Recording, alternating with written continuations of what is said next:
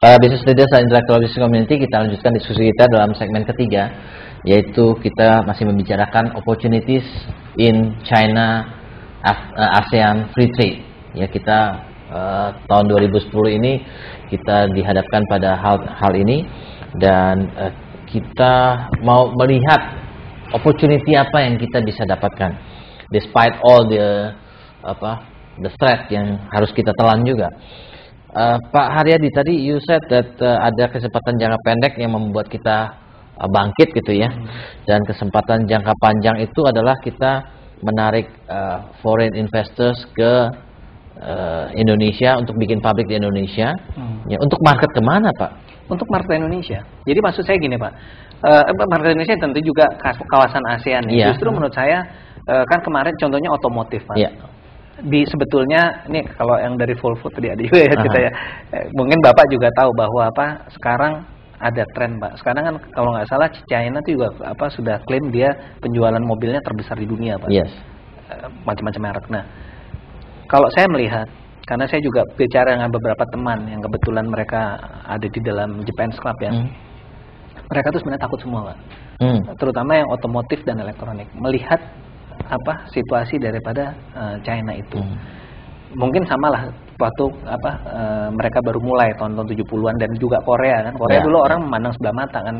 Tapi nyatanya sekarang Korea juga mereka kuat otomotif. Nah, gelombang ini akan terjadi juga di produk-produk otomotif Cina. Ini salah satu contoh Pak. Anda bisa bayangkan kalau misalnya kita bisa merangkul dia, karena sekarang kan ASEAN yang berhasil menjadikan otomotif center kan Thailand. Mereka sukses menggait pemain-pemain dunia untuk bikin pabrik di sana. Nah, kalau Indonesia bisa memainkan peran yang penting ini, juga menarik teman-teman dari China untuk bikin pabrik otomotifnya di sini, saya yakin ini juga akan ada benefitnya untuk Indonesia itu sendiri. Yeah.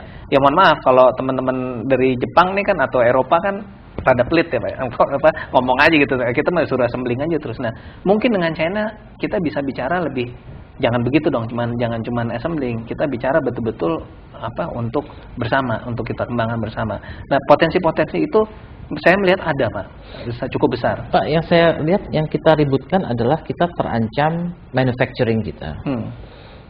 While on the other hand kita punya kesempatan untuk trading itu. Iya. Walaupun barang-barangnya dari China, dari manapun juga kita punya kesempatan untuk trading. Dan yang paling terancam adalah manufacturing.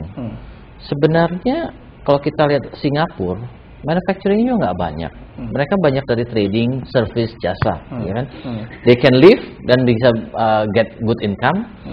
Kalaupun sampai Indonesia itu banyak sektor manufacturing yang tidak bersaing sehingga harus tutup, kenapa tidak kita move aja ke dalam manufacturing? Let's say kita jadi hubnya dari produk-produk China untuk ke negara ASEAN yang lain, ataupun misalnya ke negara dunia ketiga misalnya, kenapa tidak?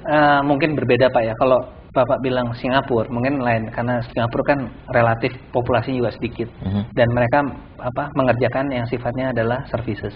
Nah, kalau seperti Indonesia dengan 230 juta orang, menurut saya agak berat kalau seperti itu. Nah, sebenarnya kalau manufacturing mengabsorb banyak orang, tenaga banyak orang. Iya, gitu kita ya, ada kepentingan, dan mesti diingat bahwa manufacturing ini kan membuat nilai tambah Pak.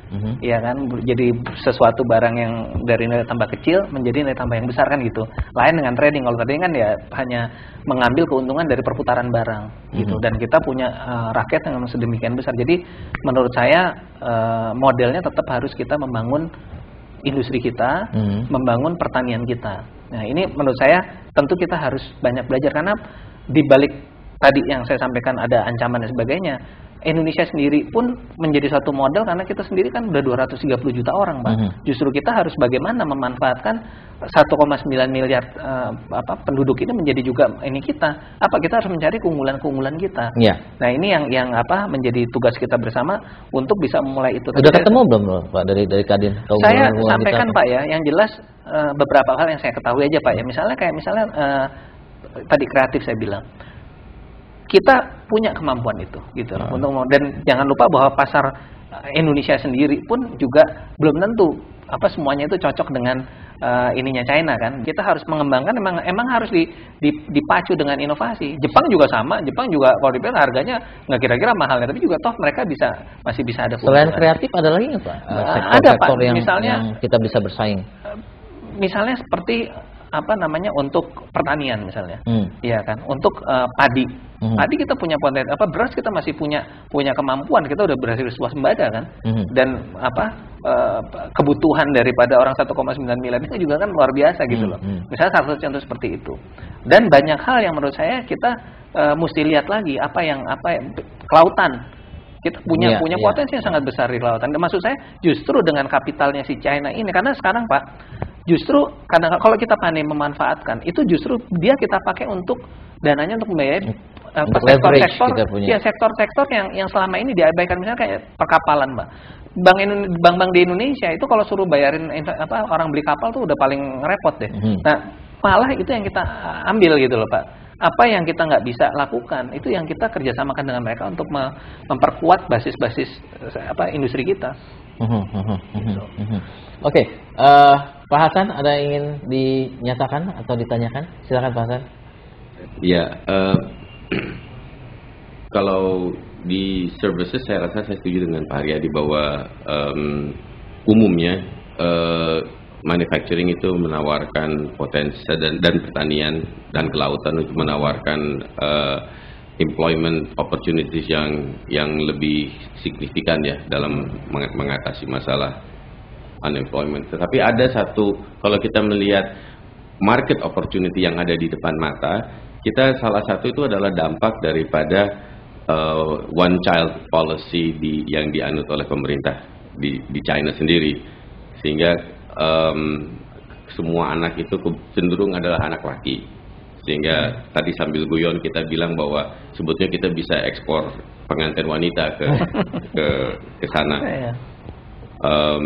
Tetapi untuk 1,9 miliar tadi, 1,5 miliar penduduk tadi itu mereka menghasilkan kira-kira 7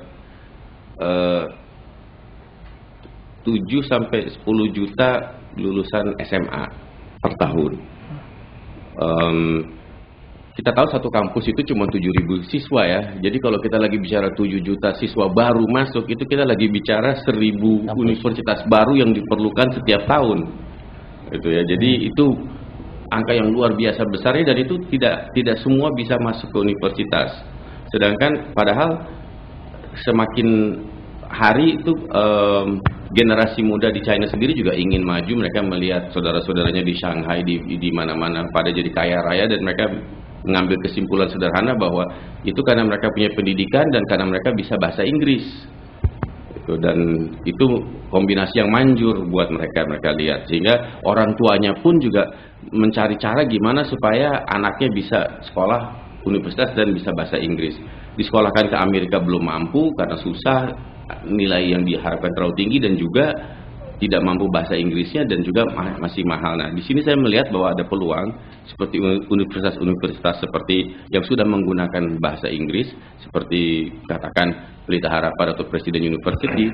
Mereka bisa membuat spesialisasi untuk menampung anak-anak yang ya nggak, kalau anak menterinya sekolahnya di Amerika, tapi kan anak camat kan sekolahnya di mana?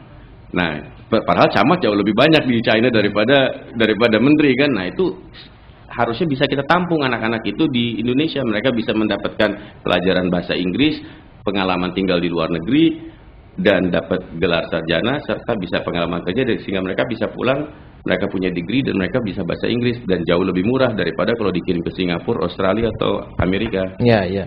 Tapi apa hubungannya sama status free trade itu, Pak ya? I mean, this can happen with or without. Well, free trade itu kan banyak ya. It's not just the free movement of goods. Seperti tadi Pak Hadi Darmawan tadi sebutkan, itu kan juga ada the free movement of people yang mengancam, and the free movement of capital, sehingga akhirnya movement of capital itu menjadi akhirnya ada foreign investment di dalam retail. Bukan hanya foreign investment di dalam retail, tetapi juga ditangani oleh foreigner juga. Jadi free trade itu kan is a sign of things to come. Ya. Ya, dan kalau kita bicara udah lama dikasih tahu terus kita nggak siap, ya ini sekarang lagi kita coba baca, ya jangan kita abaikan juga gitu loh. Ya, it's about 10 years to come lah itu ya Pak ya. Itu That's what everybody said about this also. 10 years to come, 10 years ago, Pak Dr. Bayu. So let's just be reasonable about how we see this. Jadi early anticipations lah Pak ya, about this ya Pak ya. Jadi kita bisa early anticipation. Oke Pak Haryadi. Jadi kita lihat dari Pak Hasan tadi ada kemungkinan juga sektor pendidikan ya. Mungkin juga pendidikan yang spesial di Indonesia lah, about cultural ya, about kreatif ya, dan many things. Tapi kalau kita lihat tadi cuma beberapa sektor aja nih yang kita punya harapan, kelautan, agro agronya juga selektif, kita masih banyak agro yang kalah sama Thailand ya, dan pendidikan juga sedikit. Tapi how about our other industries, industrial goods nih Pak? Apakah di sana nggak ada opportunity kita bisa menang di sana Pak? Saya rasa begini Pak ya, jadi yang namanya persaingan kan selalu ada. Jadi bagaimana kita melihat, mengantisipasi seperti apa. Nah, yang jelas Pak, kita harus bisa mengkombinasikan antara potensi yang ada di kita dan potensi yang ada di mereka. Jadi ini memang harus diciptakan, harus betul-betul diintensifkan. Upaya-upaya itu apa? Kita memang harus bikin. Jadi itu saya bilang hanya sebagian aja. Mungkin kalau kita eksplor lagi lebih banyak. Misalnya seperti mereka kan sekarang sangat getol di energi Pak. Ya kan, semua China nih sekarang policy mereka adalah mereka keluar ke global itu adalah untuk mencari sumber-sumber energi, karena mereka sudah ada perhitungan untuk menghidupi, menjalankan roda ekonomi mereka itu mereka butuh energi yang sangat besar sekali. Termasuk adalah nuklir. Nah, misalnya contohnya itu misalnya pengembangan nuklir, walaupun tanda petik ya, kita ceritanya panjang loh, tapi paling tidak pengolahan bahan bakunya, atau misalnya seperti baja misalnya. Baja itu kan kita juga belum diolah di sini. Jadi saya pikir kita harus melihat kembali lagi ya, kita semua harus baik pemerintah maupun stakeholders, pengusaha mesti punya sama-sama blueprintnya mau bagaimana. Ini yang selama ini kami melihat seringnya kita tuh pada waktu eksekusi bermasalah semua, jadi lambat dan sebagainya. Jadi kita harus menentukan national interest kita apa sih. Ya kan, kalau kita udah punya betul-betul kita mau arahnya kemana, justru mereka itu kita masuk. Misalnya contoh gini Pak Bayu, pemerintah udah bilang bahwa nggak sanggup membiayai untuk investasi sekitar 2.000 triliun ya, untuk mencapai pertumbuhan sekitar 7% kan gitu. Mereka bilang bahwa pemerintah hanya sanggup punya kemampuan pendanaan hanya 13%. Berarti ada 87% yang harus diambil dari sektor non pemerintah. Nah, kita bisa pakai nggak China ini? Gitu loh Pak. Jadi kita harus berpikirnya juga, dan saya yakin China punya hubungan emosional yang khusus lah dengan Indonesia. Dia melihat, jadi ini yang kita mainkan, bagaimana untuk mereka itu mau masuk kayak infrastruktur. China tuh membangun jalan tol setahun berapa? Ya kan, kita setahun boro-boro deh. Nah, ini yang ayo kita ini kan gitu loh, kita cari potensi. Jadi kita juga nggak bisa cuman ngeluh aja, kita justru manfaatkan dia bagaimana untuk kepentingan kita kan gitu Pak. Pak, kita harus break lagi sekali lagi untuk masuk ke dalam segmen berikutnya. Para business leaders dan intellectual business community, buat Anda yang ingin berpartisipasi silakan SMS ke 0896 Anda bisa bertanya, memberikan komentar ataupun memberikan pendapat atas topik kita hari ini ataupun program CEO Reference. Kita break untuk masuk ke dalam segmen berikutnya.